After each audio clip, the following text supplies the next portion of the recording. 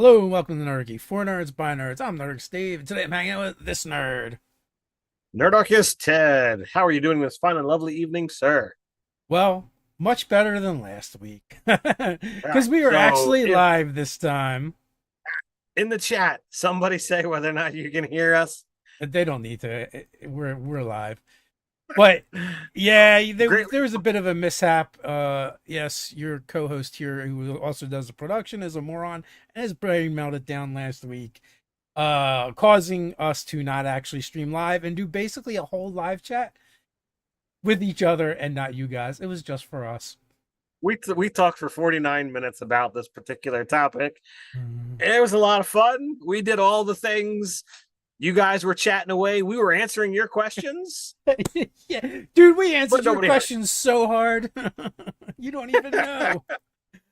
So what are we talking about today, Ted? So tonight we're talking about anthropomorphic races. Nice. So, there seems to be a animal version of nearly everything in D&D, and I have a spider spidering his way down in front of me.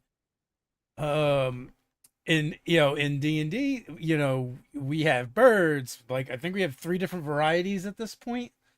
What do we got? The Aarakocra, Owlings, and Kenku. We have several different versions of fish. We have frogs. We've got Two different cats, dragons, two different cats, snakes, lizards.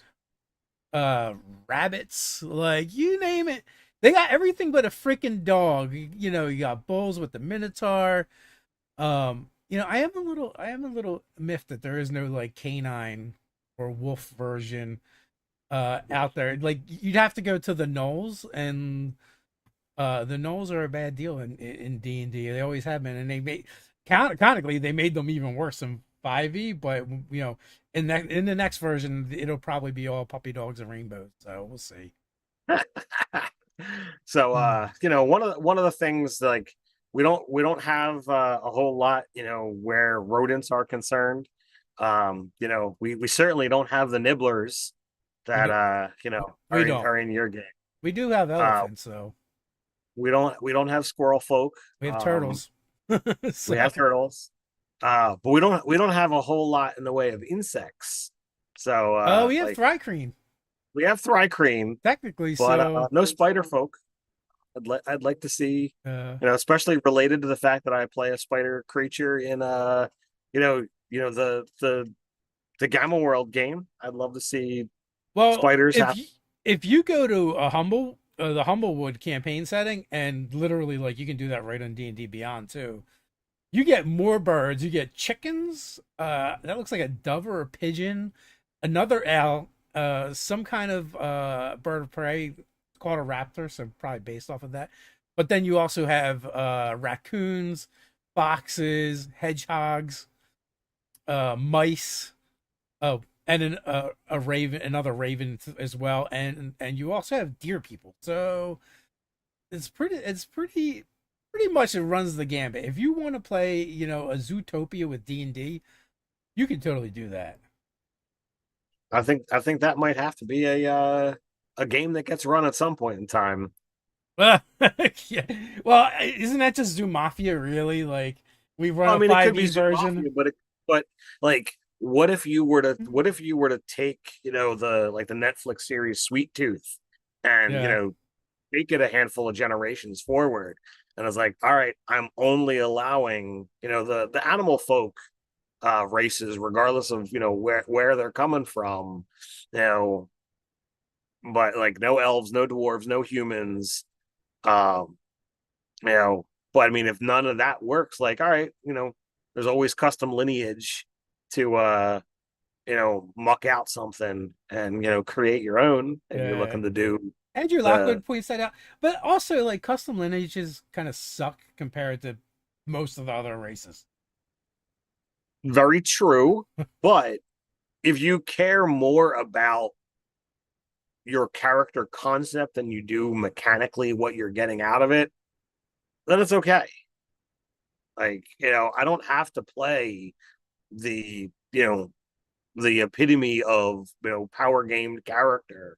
I don't need to have, the best and everything balanced, because I mean, if you look at, you know especially with some of the builds that are out there, some of the different setups. It's like, dude, this is so much more powerful than other characters that are being Yeah. made. There's just a Like, funny comment from Zargon that I want to read real quick. No, go it's for it. probably going to totally derail you. Uh, so first of all, I wanted to know if anthropomorphic races lick their own undercharacters like regular animals, and I'm like, that's kind of a personal question between for you to ask them. But Zargon, would it be though? I mean, animals just get into cleaning. Cleaning's wide out in the open. No maybe matter of nurture versus nature versus naughty. So, Um, jumping I on like to think that on the they evolve past that, unless they're cats, because cats do jumping on the derail, it. that is entirely, up to, the choice of either the player character or the DM running that particular story. Hmm. I would agree that yes, for most things, they've probably, evolved into that situation. To animals, you know, cleaning is just a part of existence. They don't see it as, as naughty or rude or any of these other I things. kind of It's like, disagree, man. Have you ever had a cat and legs straight up in the air, cleaning, and then they just make eye contact with you? You can't tell me that's just an accident. well, again, see the aforementioned attitude of cats. Yeah. Um, so why did we opt to do anthropomorphized races? Something Well, happened?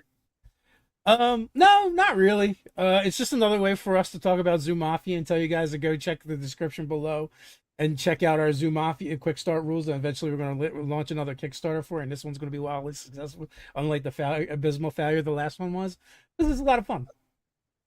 I wouldn't say abysmal failure.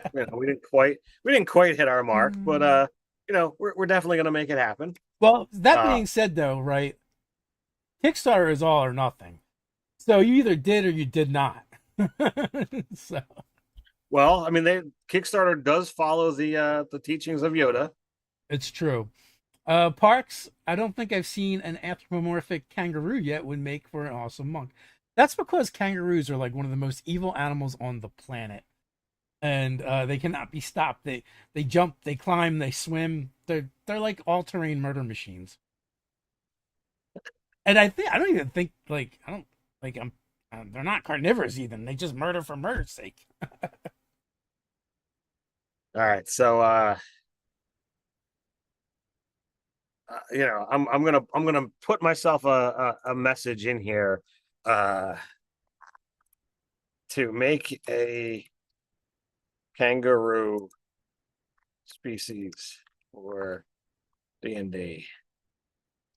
Oh, we did mention canines and Nord Games. They definitely have a product out where you can totally play a knoll as a playable race, and I think they have several different versions. So if folks wanted to check that out, you could definitely do that. And also, like if you, I think we may even have a discount code for you on our discount page and sponsor page over on the website. So if you want to get a discount on that, you can. And also, um, Nora just puts out good products. Like I like the stuff that they put out. I like the stuff that Frog God Games puts out and Cobalt Press. Like they've always been like the Trinity. But there's been like some other companies coming up. So I got There's plenty of stuff that's out there. kangaroos are So Tyrannosaurus deer.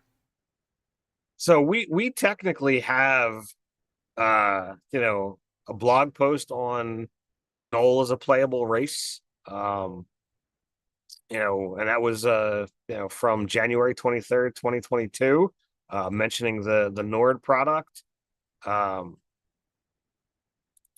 but I know that in the very early days of Nerdarchy, I was going crazy Didn't you just make a with bunch of like races or like something?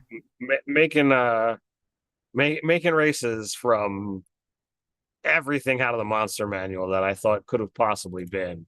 So while I'm chatting, I'm looking on the website to see if there was anything. I'm not seeing it here. Uh, so I guess I didn't do Null. I guess I saw, oh, this is a fiend. Never mind. Yeah. Which I find shocking because I did so many other things that are like, I think this is so not. yeah, but I think they switched it away from Fiend at some point in D&D Beyond. Well, this was, you know, 8, 10 years ago. So Yeah. Um, I don't know. I don't know. Like I thought there were fiends too, right? Like I could have sworn, and then I went and looked it up for some reason on D&D Beyond, and it comes up as a just humanoid, which all right, but well, I'm gonna also step off. they also do change things. Let's see. I don't know if if that link will click for you guys, but I put the article that Ted referenced in the chat there, so you guys can check it out. Another cool idea: anthropomorphic porcupine assassin. Well, I mean, you do have the hedgehog, which is like a softer, cuddlier, more cuddly porcupine for sure. You could mess with that. All right, well, in this particular monster manual, it does say humanoid. So I don't know why I didn't do Knowles. Makes no Yeah. sense. Well, you know what? They have a very close association with fiends anyway, even if they themselves are not. Was it Yinago? Yanagu. Yep, Yanogu. However you say that. I love that particular mini that WizKids put out. He's probably one of my favorite. What are they? There's a Demon Lord. Um, of the Demon Lord, Devil Lord series, Yinagu is probably one of my favorites. So, okay, so this is kind of cool, right? So they're called a hedge, right? And their spiny quills give them armor class 14 plus their dexterity modifier. But probably they can't use armor. Um, they can use shields. That's actually pretty high, a 14 plus dex. And if you use a shield, that's not bad. But they have a curl up It's action that brings their armor class up to 19. Um, and you can still use your shield while you're curled up. so the the 14 is one better than like mage armor or draconic sorcerer, which sets it at 13 plus. Yeah. Uh, which those you can still use a shield. The 19 essentially is them doing the turtle thing. Yeah, well, there's But more to it. Any creature that misses you with a melee attack while you're curled up takes 2d4 points of piercing damage from your sharp quills. now, are you considered prone or No, uh if the creature hits you while you're curled up, you are knocked prone in your space at the end of your turn. So if they hit you, you are going to be prone. So that would be the downside. so there's And there's yeah, lots going on and to it's kind of written kind the of figure. same way that it's written the same way the turtle thing is. So when you go into your shell, so you can't really do anything or take the actions. Right. Um, so, but it's not quite a porcupine, but it's like once removed from being a porcupine. Well, I mean, I like when these third party publishers put out the different options. Just because, as I said last week, that wasn't heard by anybody. I dig the animal races. I like the fact that we have options to play, because you can play these stories that are completely different games. Whether you want to do a Zoo Mafia style D&D game, or whether you want to have a Sweet Tooth style game, or whether you just are like, look, I've been playing this game for decades. I've had enough of elves and dwarves and halflings and gnolls and humans. I want to play something different. I want to be something freaky. Or you know what? I want to play a Spelljammer game, And sure, the worlds you came from are all your standard D&D races, and that's it. But over here, this world, everybody's fucking avians. We got every flavor of avian across all the different options that are out there. Okay, great. Then over here, we've got, the reptiles and amphibians. And on neither of those places are you going to find an elf or a dwarf or whatever have you. So, like, you can go to places that are essentially like an avatar where everything is so freaking different from where you came from that it can be a whole new experience for those kind of games. And that's ultimately what I feel like D&D needs to have is, all right, I want something different. Eberron was so successful because it was vastly different from all of the other D&D options that are out My main takeaway from that is you've been working a blue collar job for like 2 weeks now, and now you're swearing like a sailor. there. Yes, I have started a new job, and you know I don't know if it's affected me or not, but I now do menial manual labor, and I am tired today. That will happen. Um, so what kind of like so you kind of like touched on it a tiny bit, but what do you think of running campaigns that are kind of centered around these anamorphic creatures as by kind of being the main stead as opposed to the more traditional fantasy? Like in my Court of Worms games, this is exactly what it was, right? You guys all played more reptilian races, and the idea was these dragon emperors rule these cities, and then like there's a hierarchy of kobolds and dragonborns. The dragonborns tended to be soldiers, and the kobolds tended to be the aristocrats and kind of nobles. And the way things worked in that was when the dragon emperors would lay eggs, like they're kind of cursed. They can't lay dragon egg, like they can't just lay eggs and have a dragon hatch, but instead, you might get four kobolds out of one dragon egg, or two dragonborn out of one dragon egg instead. And in that particular setting, like you can get new dragons, but it's super rare. And sometimes, or actually not sometimes, but the way it works is, one of a kobold can metamorphose into a true dragon. Matter of fact, we ran like a one shot where that happened. And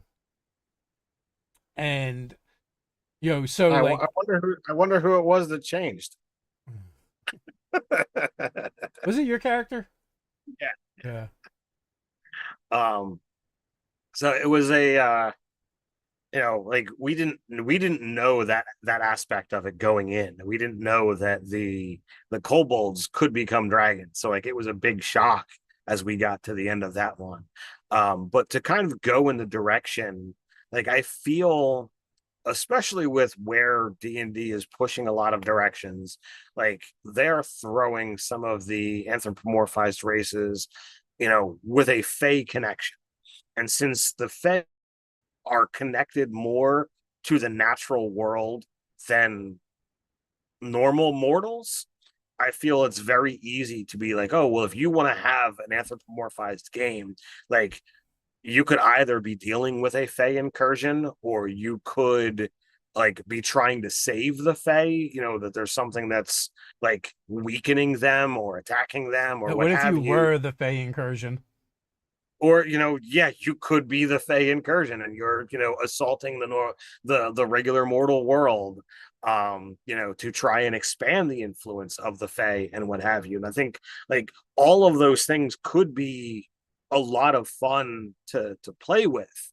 um perhaps almost similar to lycanthropy. What if you're trying to do like the sweet tooth thing? What if you're trying to like get rid of the other races? What if you're trying to foster these animal hybrids, and create new species and what have you? I think there could be a lot of fun to play up with that by mixing this fey blood, and whether it's a curse or a spell or just nope, this is just a change that's going to happen, and you're trying to make everybody into an animal likeness of some kind or So, so going with the Fey incursion idea, how would you pitch that campaign to your players? so if I'm doing a pitch, like I like to think about this. So you're putting me on the spot. Um, Think you know, fast, what mother effer. but you're throwing me on the spot. Um, so assail the mortal world, by being an anthropomorphized, animal race, and accompany your fey compatriots as you try to lay claim to sections of the mortal world and expand, the influence of the Fey Empire.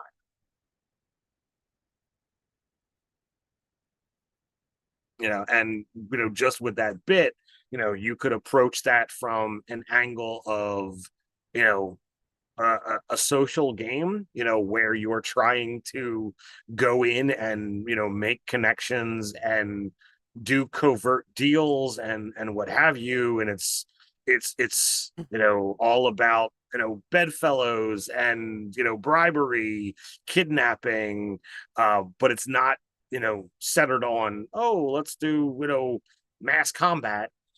You could do a game that's entirely mass combat, or it could be political assassinations, targeted strikes, get in, get out. It could be aspects of conquering. We're going to go through and we're just going to overrun, and anybody that doesn't join us is expected to die.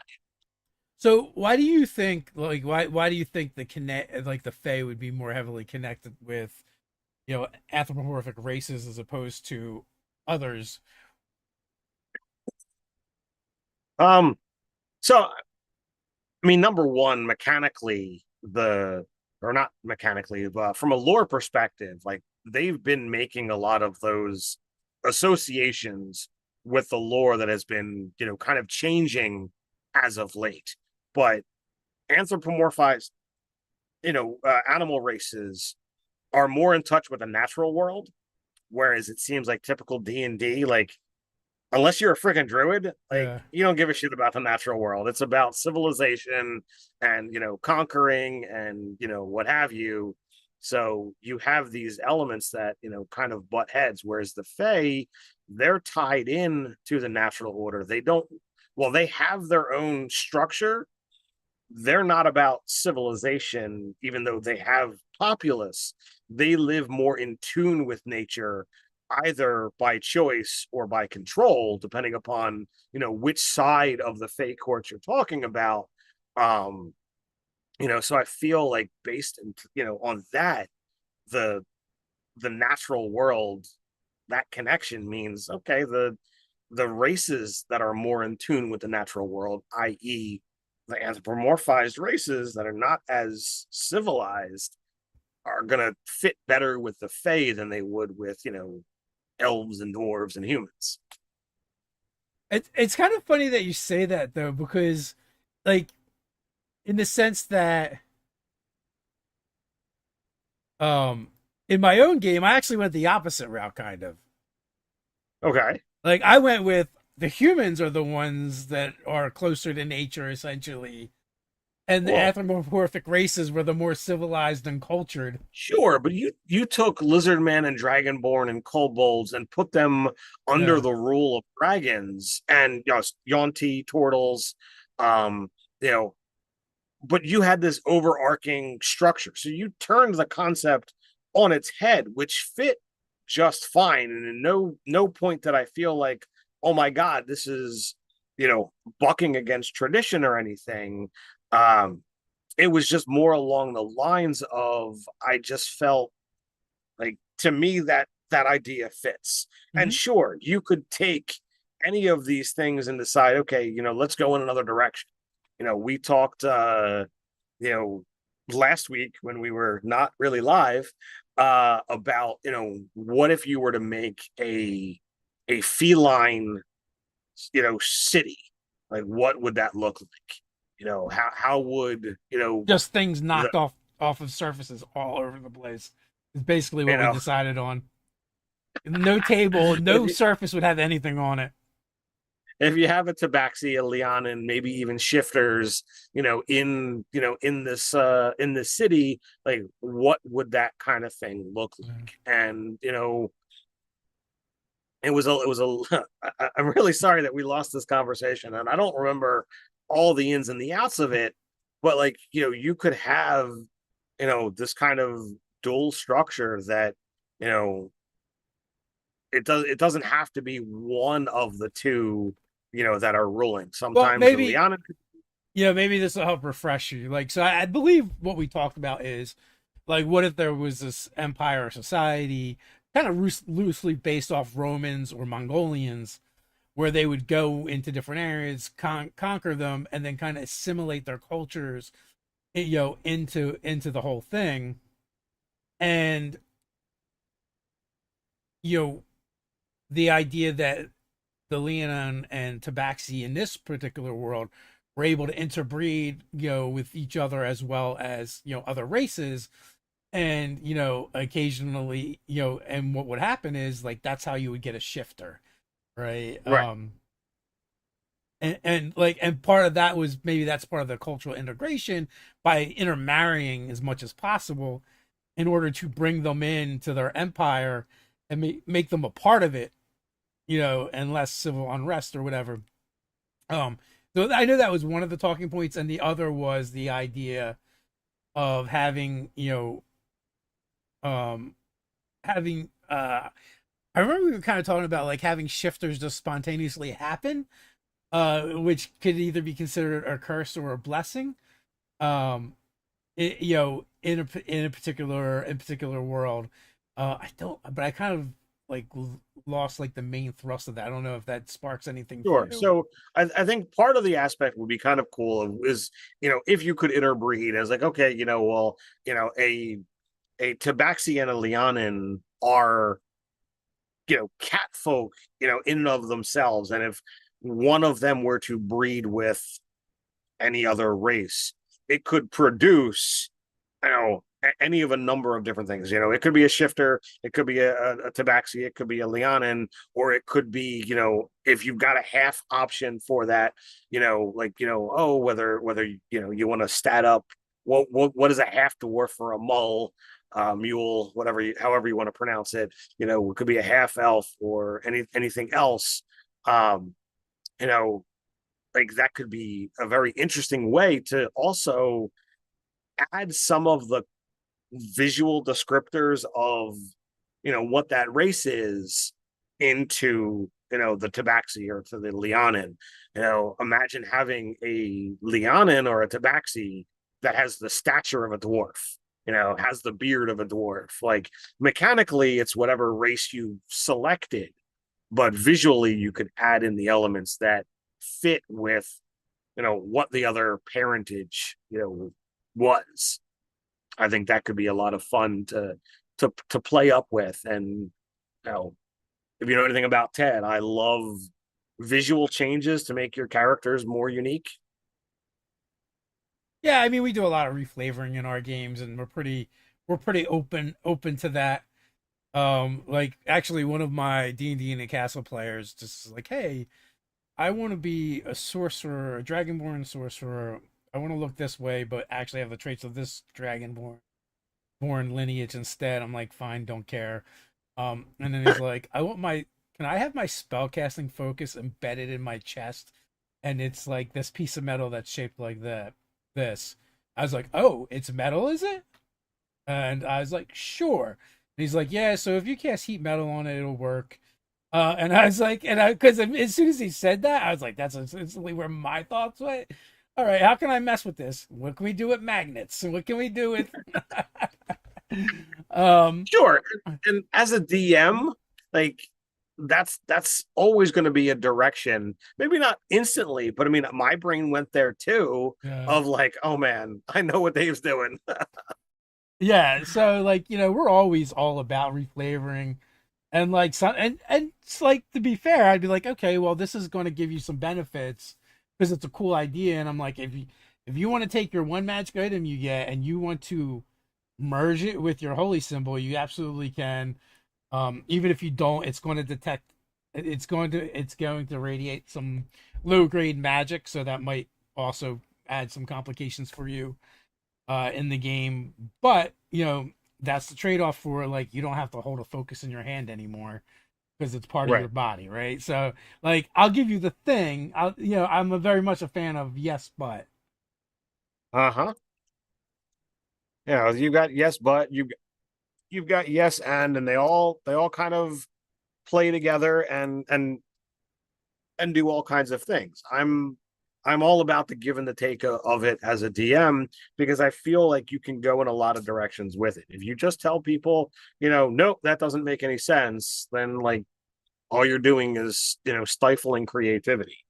Um, So Zargon has a question for us. What animals, beasts, would each of you anthropomorphize?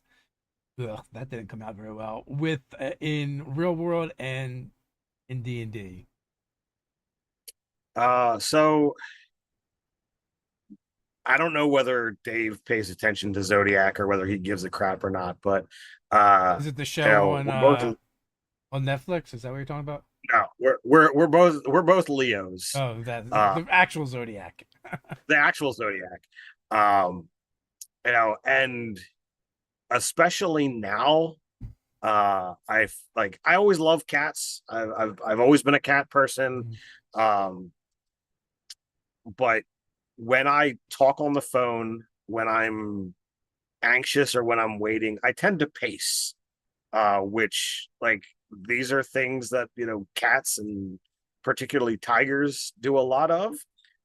So like I feel like I've got a strong connection to tigers and lions, but I don't know if I'm egotistical enough to be like, yep, I should be one of these all powerful cats. Um, you know, but feline for sure. I feel fits me. There's a little bit of chaos going on. There's aspects of the pacing and what have you. So I feel in the real world, if something were to affect me and it were to change me into whatever animal I'm connected to, I'd have to say cat. And what about a D&D animal or creature? So uh as far as with D&D, I feel like the best anthropomorphized race is lizard folk. I think they've got a strong lore. They've been in D&D since the beginning as far as I know. Um Stat wise, at least for now, I really love what they get. I know that new D&D, whatever it's being called these days, is going to change it, and I I shake mean, my fist. they kind of changed it in this D&D. Like, if you got all those races through the monster, what is it, Monsters of the Multiverse, Yeah, then it's changed. If you happen to have access before, they don't take it away. It's still there, right. but. Well, Monsters of the Multiverse, blah. Um, but the cultural stuff that they're taking away, like, I'm sorry, that's badass. I love that aspect, and that's like one of the core reasons why I really dug that race. For I, your Port of I Worms guess they game. couldn't figure out how to say they magically create things from monster Dead parts. things. Dead things, yeah. Well, you Um, see, their lizard folk heritage is deeply tied to necromancy, and nope, nope, they're artificers. yeah, maybe. Well, yours was. Well, yes. So there's me in D&D. I dig lizard folk. If you search the channel, you can see me in a number of videos in a lizard folk outfit Mm. that I use to run a LARP with, playing a LARP with. So yeah, there's my answers. Dave, you're up.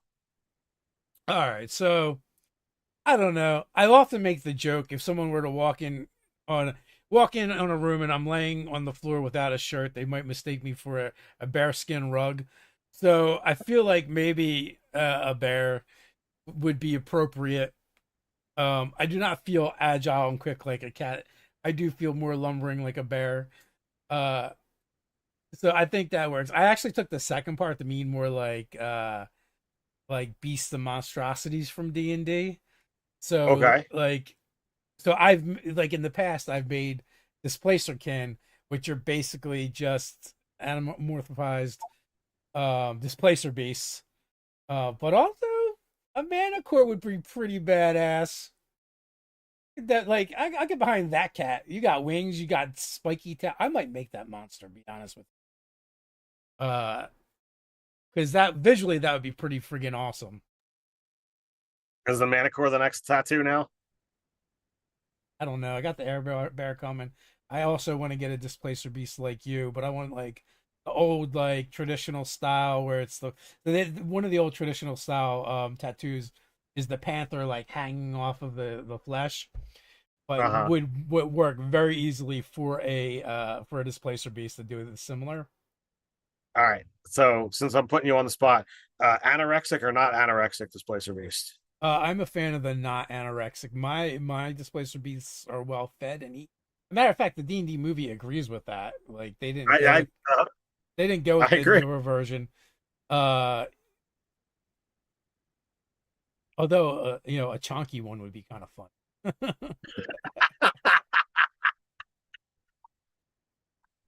A chunky displacer beast. Yeah, yeah, for sure. So what was the name of the dragon from the D&D movie? And I forget now, but he was awesome. He was such a beefy boy. All right. If you do STL files, somebody make a chunky displacer beast. I want to see that. So we're at the halfway part, and this is where we talk about stuff, and we got a lot of stuff to talk about. One, me and Ted are in a castle playing D&D in like a month, a little bit more, Yep.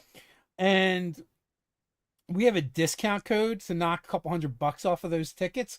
Now you're not gonna be able to play in my hardcore mode game because it's full. I don't know. You might be able to get in with Ted or one of the other DMs, and they only have good DMs, so you'll have a good time no matter what. Absolutely. So, Um, I know I got like one or two spots open at my table. We're getting down to the wire. uh, So if you're on the fence, jump on it now. Uh, because who doesn't want to play a D&D game where you get to be a lycanthrope? then also, down there you're gonna find the Zoo Mafia Kickstarter pre-launch page. Go sign up for that. Because the game's a lot of fun. You can also get the quick start rules on Drive Through RPG, itch.io, our website, and check it out. And then, okay, so this weekend I did something really cool, and I threw the link in the description because the folks over at the 20-sided Tavern were nice enough to comp me some tickets to check out the show. I'm going to do an article over on the website and a review. We don't normally do reviews, but I'm going to do one. I will say, is it expensive? Yes. Is it in New York? Also, yes. So, was it a lot of fun? Yeah, I had a blast. My wife had a blast. Very interactive. Like you scan a QR code and you're making choices throughout the whole thing that kind of affect the storyline. So you can make the players do ridiculous things, and also like they'll just get audience participation in the old-fashioned way, and have people like call out and shout out different things for the DM to do, which it was a lot of fun. Like I'm not really generally into like that kind of stuff as much as say Ted is, but I had a blast. And before going to it, someone told me that they had heard if you are into D&D, you won't like it. And if you're not into D&D, you will. But I am into D&D, and I thought it was great. Yeah, I've seen the ads for it on Facebook, and it's something I'm like, all right, I need to get to that because that looks hilarious. Um, Anything else for the midway point, Ted? so we've got D&D in a castle. We've got Gen Con. You're going to be going to Gen Con in a couple of weeks. Yeah, two of my three Which tables are full. I got one left on Saturday at 1 p.m. Maybe I put a link in the description. um, but Dave's going to be running some games. But that also means he's going to be there. So if you happen to be going to Gen Con, be on the lookout for him. Are we going to see Dave in a kilt at Gen Con this year? Yeah, absolutely. At some point or another, I will be in a kilt. Or the So traditional way. uh, so be warned, or whichever it is that you're looking for. Yeah. But go hang out with Dave. I don't know if he's planning to do any meet and greets or hangouts or whatever beyond the games that he's running. But Most I importantly, imagine I'm getting my owlbear tattoo. um, I imagine you'll throw something up on social media, if that's going to happen. So be on the Yeah, lookout there. I'm always game to find some of our fans and friends out there. If you want a fist bump, high five, handshake, or hug, feel free to come up to me. Feel free to ask for pictures. We love. That's right, Zaragon. Otherwise, it's a skirt. Um, we love encountering you guys out in the wild. Otherwise, without you guys, we're just like you're yelling to the ether. So it's definitely cool. And also, if you show up with four or more people and ask me to run a game for you, I will absolutely run a game for you. Whether it's Zoo Mafia or D&D or something else. I mean, traditionally, that's what me and Ted do, as long as I have the time. I was gonna throw you on the spot and ask that particular question of, are you gonna run any Zoo Mafia if people are interested? Um, Yeah, if people are interested, I will absolutely do some Zoo Mafia. I sadly will not be able to make Gen Con this year. See the whole comment, earlier about starting a new job. So the fact that I have to take off for D&D in a castle is not going to allow me to take off the extra time for another convention, let alone the costs. Yeah, So work is for sadly, suckers, but so is not having any money. well, if somebody wants to, be my benefactor, I'll go to all the cons, and run all the Are games you and saying whatever you need a have you. sugar daddy or a sugar mama? Yes, that's what I'm saying. So yeah, hit me up if that's something you're interested in. Yeah. But joking aside, We'll do um, unspeakable things for a better lifestyle. um, you know, but there's D&D in a castle coming up. There's Gen Con. Long down the road, we'll be at PAX Unplugged, then we'll be at Philly Area Gaming Expo. So there are definitely conventions where you'll get to see both of us. Just some of them have to wait a handful of months. You mentioned Zoo Mafia already. Lastly, our friends over at Easy Roller Dice, if you want to show them some love, they got some amazing dice. They've been friends and fans of the channel pretty much since almost the beginning of what we've been doing here. So go check them out. Use the promo code that should be in the description. There's a link down there that's an affiliate. Lets them know that we sent you. You get a discount, and we get a small. That is all true. So, speaking of D&D in a castle, you're running a lycanthrope game. Will Yes. animomorphic creatures be appearing in that? Well, I mean, technically, if you look at the broader spectrum, lycanthropes kind of fall under the animal umbrella of anthropomorphized, because you do have a hybrid form. And every character that chooses to be, because you don't necessarily have to be a lycanthrope in the game. Um, but it's encouraged. But you'll get your hybrid form, and that comes with some sweet abilities. Um, but I imagine some players are going to play some NPCs are going to be anthropomorphized, characters or races. Definitely encounter some as bad guys. Nice. I feel like some downgraded lycanthropes might be some shifters.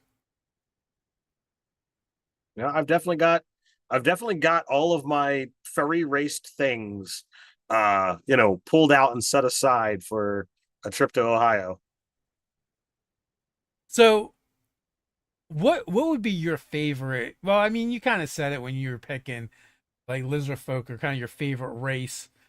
But that's more from a player side, right? Because of like Right. some of the things they've done.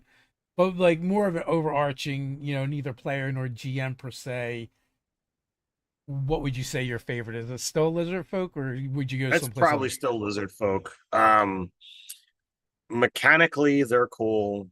Lore wise, they're cool. Uh, Visually, they're freaking badass. You can do a lot with them.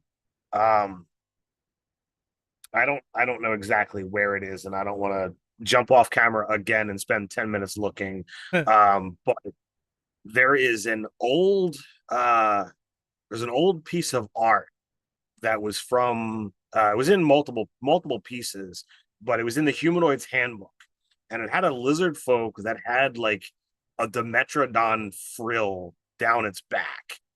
And to this day, that's probably one of my, probably in my top three to top five, pieces of art D&D wise. And I actually had somebody who gamed with us for a little while that unbeknownst to me, wrote for TSR back in the day and was part of that project, and actually gifted me a copy of, where that art originated before it went into the humanoids handbook. Yeah. uh but if you go find, the 2e version of a humanoids handbook or monstrous humanoids handbook, you'll see that, full page colored lizard folk with the frill, and it's freaking badass. Yeah, I mean, also like they appeared in the Dungeons and Dragons cartoon back in the day, which were very cool looking. Aesthetically, they were very cool looking. Also, Sorials. Parks asked if we remember Sorials. We definitely remember Sorials. I think Ted has like a 17 multi-part article Two, on it. two, two. I redid the Sarials that existed before, and then made up some more because Mm. some of the cooler dinosaurs didn't get, the nods. Uh, so yeah, if you look up Sarials on the website again, that's probably from like 8-9 years Yeah. ago. But they're there if you want to, go check them out. Uh, I probably should go through like all of those things and like retool them, because they're probably not exactly balanced by the current standards. They might be a little too weak. I don't think any of them are going to be too powerful. So Tell one me if of I'm wrong. well, one of the things I love about Lizard Folk, back in the original Fiend and Folio, they introduced the Lizard King, which was basically an offshoot that every once in a while, every so often would be produced, and they used tridents and they had a cool skewer ability, which would just wreck players. I think they updated the Lizard King or Queen as well for 5e. Um, I know in one of our early games of 5e, you introduced Knowles as a threat, and like you described a scene that's like straight out of the monster manual. But since it was your thing, if you want to talk about it, Sure. So as previously mentioned, I had this set up. The the core of the game was there was fiendish elements going on, and when you're talking about low levels, there's not a whole lot interesting that you can do with fiends. Well, because there was a fiendish connection with Knowles, I'm like, all right, this would be a good threat level for the party to deal with. And then I can introduce this cool thing, and it's really like only 2 or 3 sentences in the monster manual that mention this, so it's very easy to gloss over. But the party is looking down on, this Knoll encampment, and they have like, this one spellcaster who pulls over like half a dozen or a dozen hyenas, and he begins chanting, and the players watch as these normal hyenas like begin to, and very much you would see like, your lycanthrope, style movies, as they begin to like, bend and twist and grow, and they stand up, into fully grown gnolls, and like the party was like literally staring at me agog as I'm describing this, and like, dude, Ted, did you just create that? And I'm like, no, man, it's right out of the.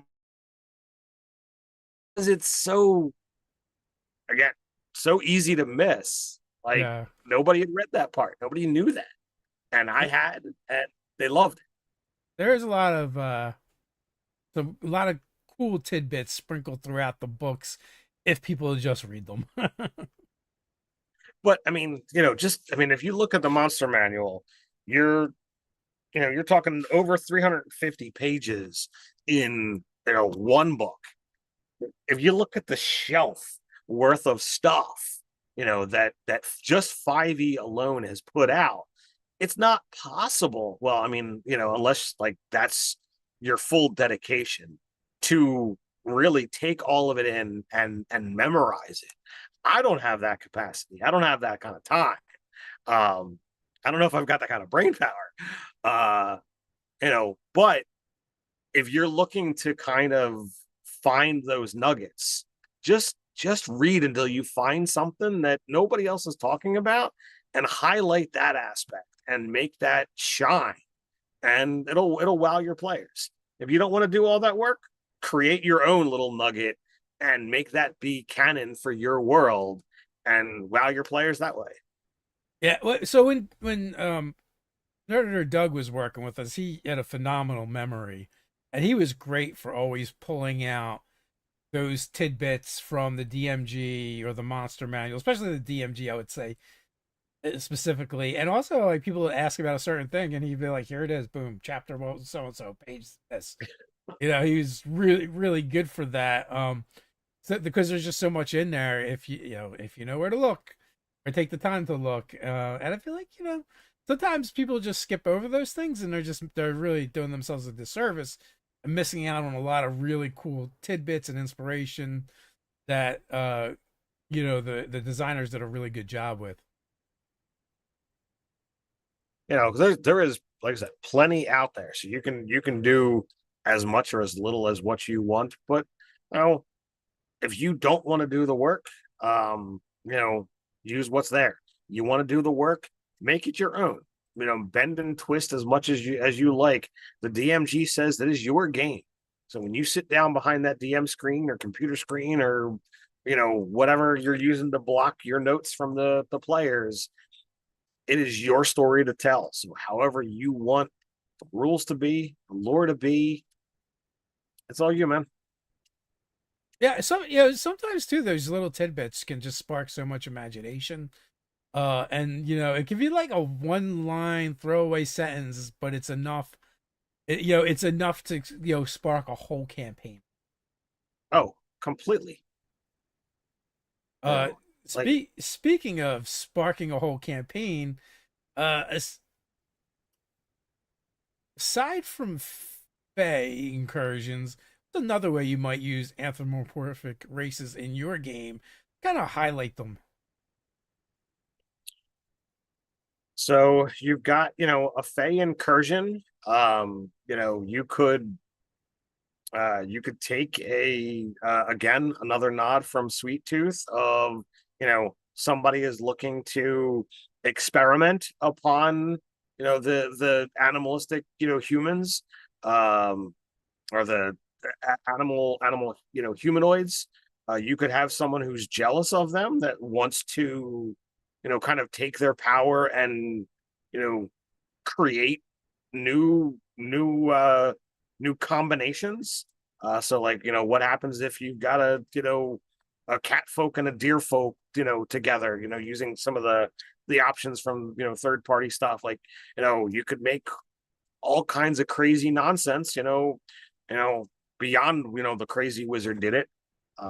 You could have the other side of like somebody is hunting down, go a dark sun route of races are being eliminated, um and for whatever reason they've started off with hunting these animal humanoids.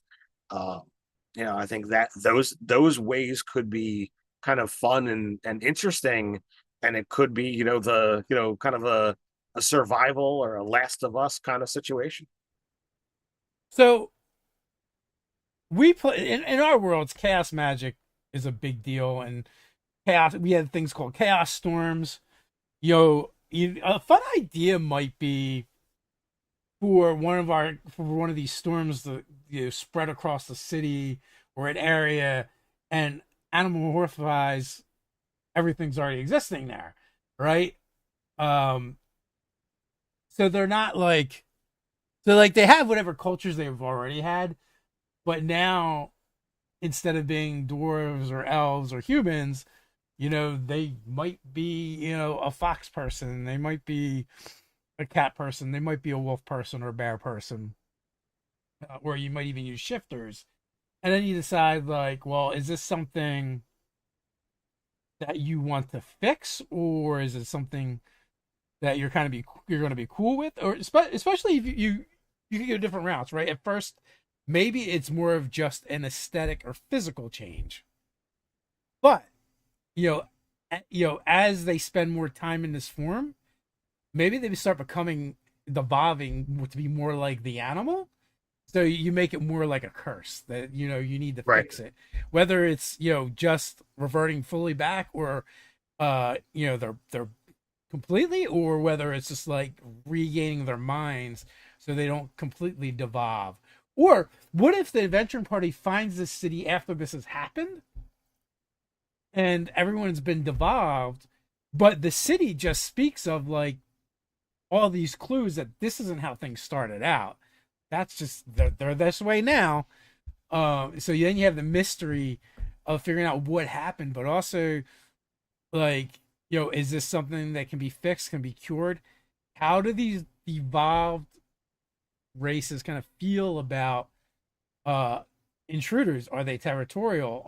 Have they formed their own clans? Has like begun to kind of uh coalesce with like and form these like mini factions or tribes within, even though before they wouldn't have been related at all?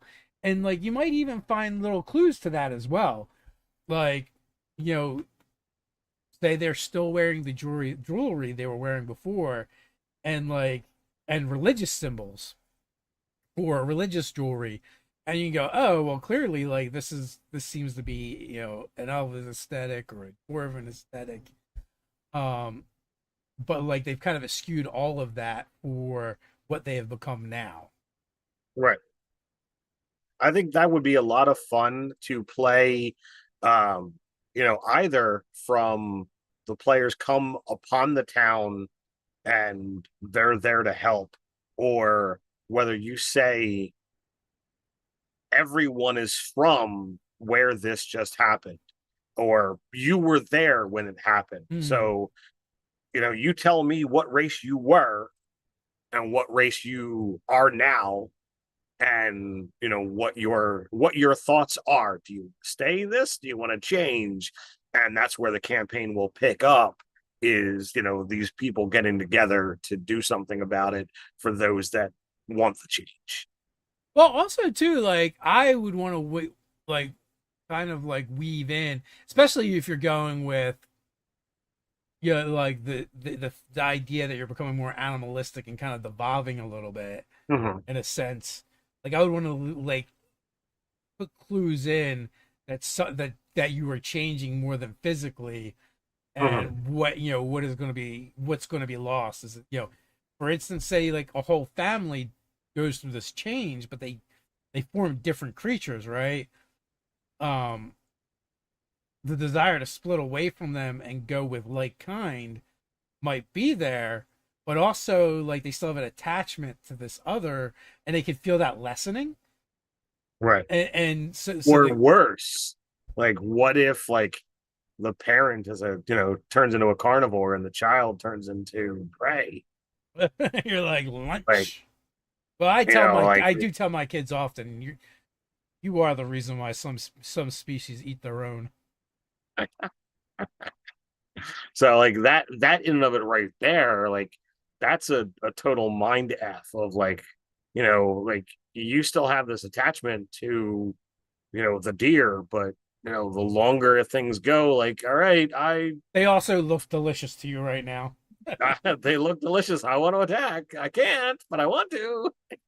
Yeah, but and then also it's like, well, when do you get to that point where, it goes from I can't to maybe I could a little bit. So, it could be fun to explore and give them a reason to want to fix the problem, and that could be a whole campaign and adventure unto itself. Indeed. So it is 9 o'clock, and we did the stream for real this time. So Yay! hooray, yay us! We did our big boy stream. So thanks everyone for hanging out with us. We'll be back here tomorrow night with our Gamma World game. We last missed the cast a couple last couple of weeks, but this week we're looking to get back on track. So come hang out with us. It should be the first actual game of Mutant Mayhem Ball. So that should be a lot of fun. We'll see how that goes. See if it goes in the game the way I envisioned in my mind. So with that, until next time, stay nerdy.